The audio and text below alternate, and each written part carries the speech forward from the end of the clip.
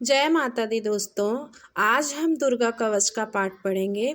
कहते हैं कि दुर्गा सप्तशती का पाठ दुर्गा कवच करने के बाद ही करना चाहिए। तो आइए आज हम पढ़ते हैं। अथ देव्याः कवचम। ओम चंडिका देवी को नमस्कार है। मार्कंडेय जी ने कहा कि पितामह जो इस संसार में परम गोपनीय तथा मनुष्यों की सब प्रकार से रक्षा करने वाला है और जो अब तक आपने दूसरे किसी के सामने प्रकट नहीं किया हो, ऐसा कोई साधन मुझे बताइए। ब्रह्मा जी बोले, ब्रह्मान ऐसा साधन तो देवी का एक कवच ही है जो गोपनीय से भी परम गोपनीय, पवित्र तथा संपूर्ण प्राणियों का उपकार करने वाला है। महामुनि उसे श्रवण करो। देवी की 9 मूर्तियां हैं जिन्हें 9 दुर्गा कहते हैं।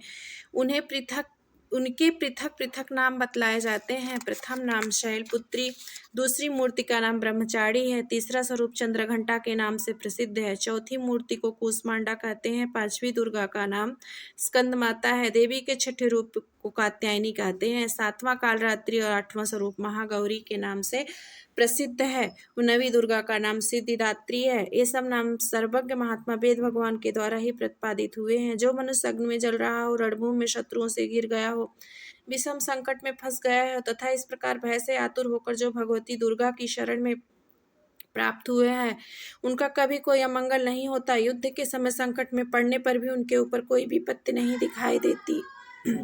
उन्हें शोक, दुख और भय की प्राप्ति नहीं होती। जिन्होंने भक्त पूर्वक देवी का स्मरण किया है, उनका निश्चय ही अभ्युदय होता है। देवेश्वरी, जो तुम्हारा चिंतन करते हैं,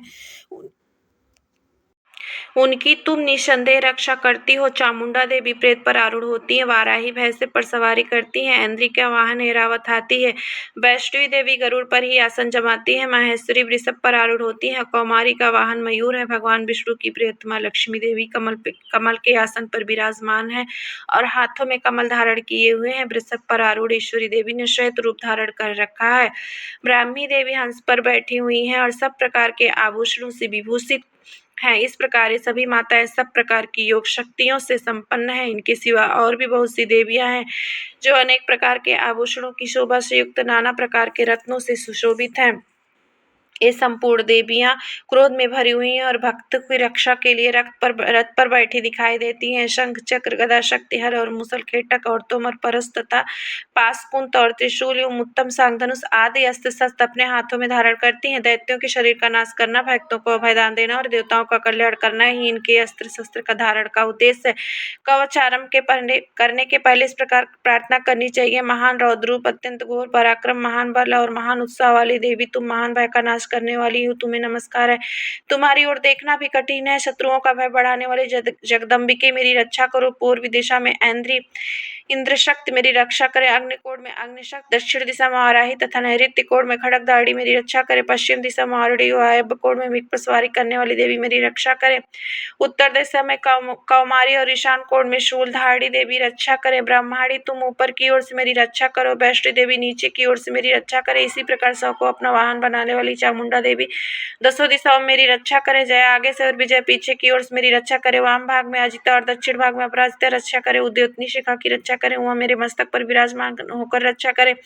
ललाट में मालाधारी रक्षा करे। यशस्विनी देवी मेरे भावों का संरक्षण करे। भावों के मध्य भाग में त्रिनेत्रा नथनों की यमघंटा देवी रक्षा करे। दोनों नेत्र के मध्य भाग में शंखनी और कानों में द्वारवासिनी रक्षा करे। कालिका देवी का पोलों की तथा भगवती शंकरी कानों के मूल भाग की रक्षा करे। नासिका में सुगंधा और ऊपर के ओठ में चर्चिका देवी रक्षा करे। नीचे के ओठ में अमृत कला तथा जीवों में सरस्वती देवी रक्षा करे। कौमारी दांतों की और चंडिका कंठ प्रदेश रक्षा करे। चित्रघंटा गले की घाटी की और माया तालु में रहकर रक्षा करे। कामाक्षी डोढ़ी की और सर्वमंगला मेरी वाड़ी की रक्षा करे। भद्रकाली ग्रीवा में और धनुधरी पृष्ठवंश में रहकर रक्षा करे। कंठ के बाहरी भाग में नील ग्रीवा और कंठ की नली में नलकुबरी रक्षा करे। दोनों कंधों में खड़गनी और मेरी दोनों भुजाओं की बसधाड़ी रक्षा करें। दोनों हाथों में दंडनी और अंगुलियों में अंबिका रक्षा करे। सुलेश्वरी नखों की रक्षा करे। कुलेश्वरी कुछ पेट में रहकर रक्षा करे। महादेवी दोनों स्तनों की और शोकवासिनी विनाशिनी देवी मन की रक्षा करे। ललिता देवी हृदय में रसूलधारी उदय में रहकर रक्षा करे। नाम में कामनी और गुहा भाग की घुहेश्वरी रक्षा करे। पूतना और कामिका लिंग की और महिषवाहिनी गुदा की रक्षा करे। भगवती कट भाग में विंध्यवासिनी घुटनों की रक्षा करे। संपूर्ण कामनाओं को देने वाली महाबली देवी दोनों पिंडलियों की रक्षा करे। नारसंगी दोनों घुट्टियों की और तेजस्वी देवी दोनों पिंडलियों की रक्षा करे। श्रीदेवी पैरों की अंगुलियों में और तलवासनी पैरों की तालुओं में रखकर रक्षा करे। अपनी दाढ़ों के कारण भयंकर दिखाई देने वाली दृष्टांग करारी देवी नखों की और ऊर्ध्वकेशनी देवी केशों की रक्षा करे। रोमावलियों के छिद्रों में कौबेरी और त्वचा की भाग्यश्री देवी रक्षा करे। पार्वती देवी रक्त, मज्जा, वसा, मांस, हड्डी और मेद की रक्षा करे। हाथों की कालरात्रि और पित्त की मुक्तेश्वरी रक्षा करे। मूलधार आदि कमल कोशों में पद्यावती देवी और कफ में चूड़ामणि देवी स्थित होकर रक्षा करे। नख के तेज की ज्वालामुखी रक्षा करे, जिसका किसी भी अस्त्र से भेदन नहीं हो सकता। वह भेद्या देवी शरीर की समस्त संधियों में रखकर रक्षा करे। ब्राह्मणी आप मेरे वीर की रक्षा करे। क्षतेस्त्री छाया की तथा धर्मधारी देवी मेरे अहंकार, मन और बुद्धि की रक्षा करें। हाथों में वज्र धारण करने वाली वज्रहस्ता देवी मेरे प्राण, अपान, व्यान, उदान और समान वायु की रक्षा करे। कल्याण से शोभित होने वाली भगवती कल्याण शोभना मेरे प्राण की रक्षा करे।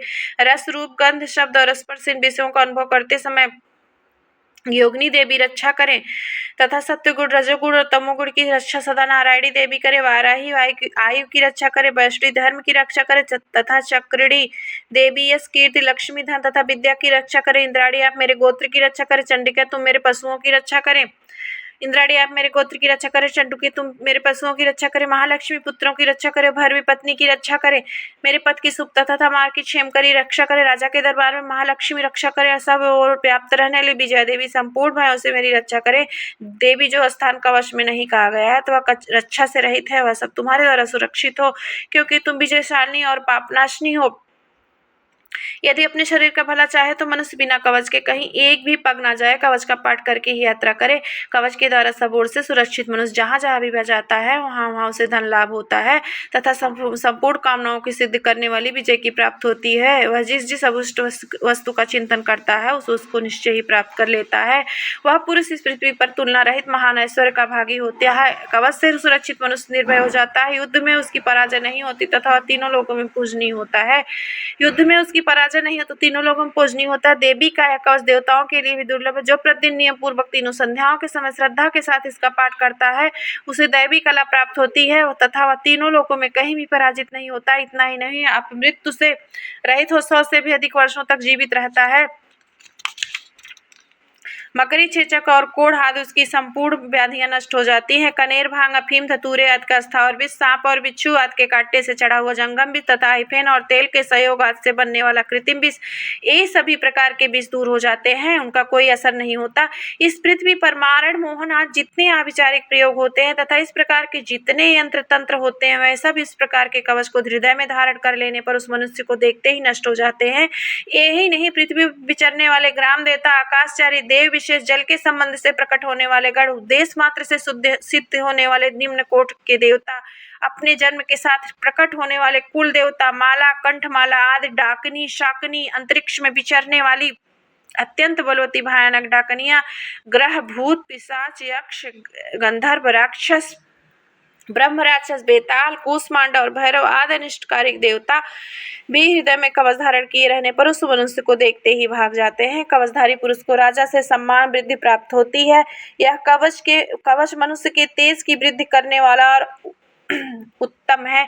कवच का पाठ करने वाला पुरुष अपने कीर्ति से विभूषित भूतल पर अपने सुयश के साथ साथ वृद्धि को प्राप्त होता है। जो पहले कवच का पाठ करके उसके बाद सप्तशती चंडी का पाठ करता है उसकी जब तक वन, पर्वत और कानूनों सहित यह पृथ्वी टिकी रहती है तब तक यहाँ पुत्र, पौत्र आदि संतान परंपरा बनी रहती है।